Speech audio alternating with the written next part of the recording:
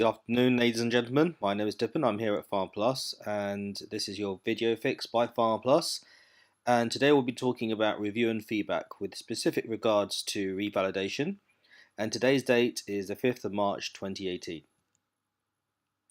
As per the previous videos in the series, just to give you a general outline as to what's going on, the system for CPD is changing for pharmacists and pharmacy professionals. Records will need to be submitted every year with your registration, and this needs to be done online for you to remain on the register. This is not optional, you've got to do it.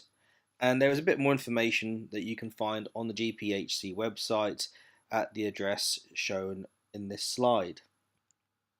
Now, in previous videos we discussed quite a few things. We discussed timelines, and we also are currently discussing the framework with specific regards to recording, submission, and the review and feedback that you're likely to get from the GPHC. We covered two of these, and today what we're doing is we'll be talking about the review and feedback. In future videos we'll be talking about materials and setup, and we'll also be discussing the support that you can get as a PharmPlus member as well.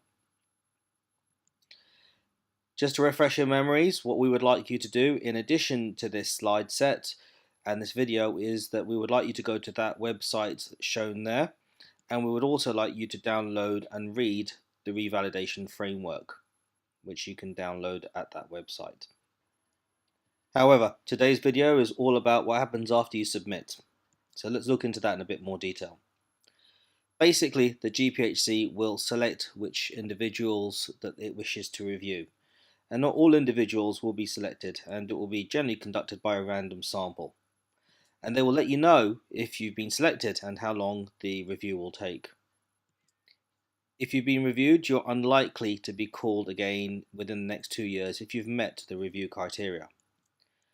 However, you can be called more often if, for example, you've had previous remedial measures, you've had a history of poor compliance, or that records are submitted late with no good reason.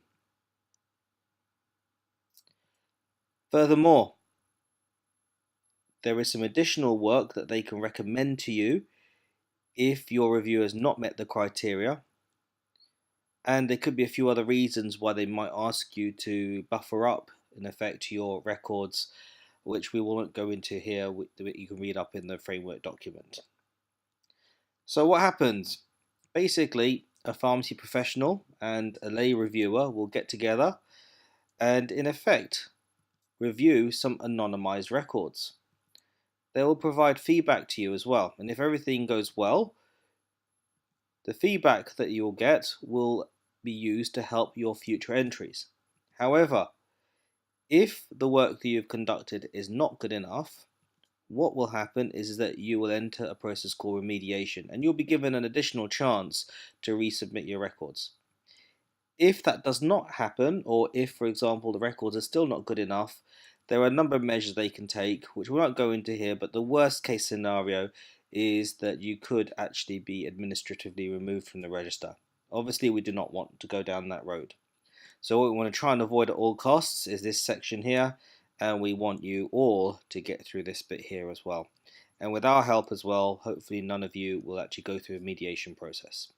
Now this is a rather short video, but obviously with quite high impact. It basically means that you can't get away from this. You do need to do your records, and you need to do them to a sufficient quality as well. So that's it for today. We've spoken about timelines. We've currently gone over the framework, and we spoke about recording, submission, and reviewing and feedback that we've covered.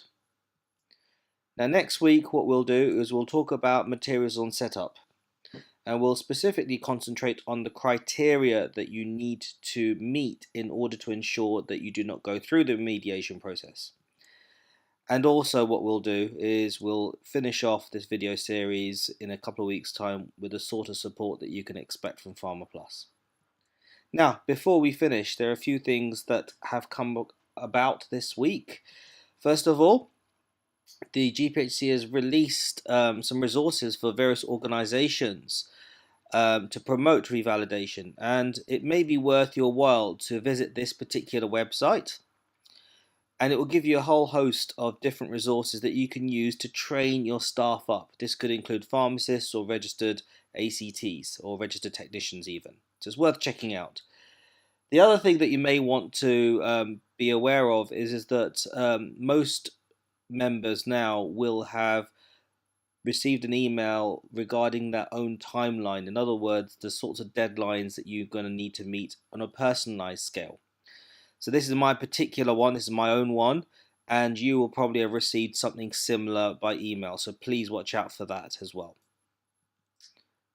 So if you want to find a bit more about us, our email address is info@farmplusltd.co.uk and our telephone number is 0208 863 3335 and our web address is www.farmpluslimited.co.uk. If you're not a member and want to find out a bit more about us, then please feel free to contact us. We do a number of buying deals, a lot of professional support for pharmacists, a lot of training, and a variety of social and networking events. So, let's see you next week for another video. And as I said, we'll be talking about the criteria that you're going to need to meet in order to ensure that your records are up to an excellent standard.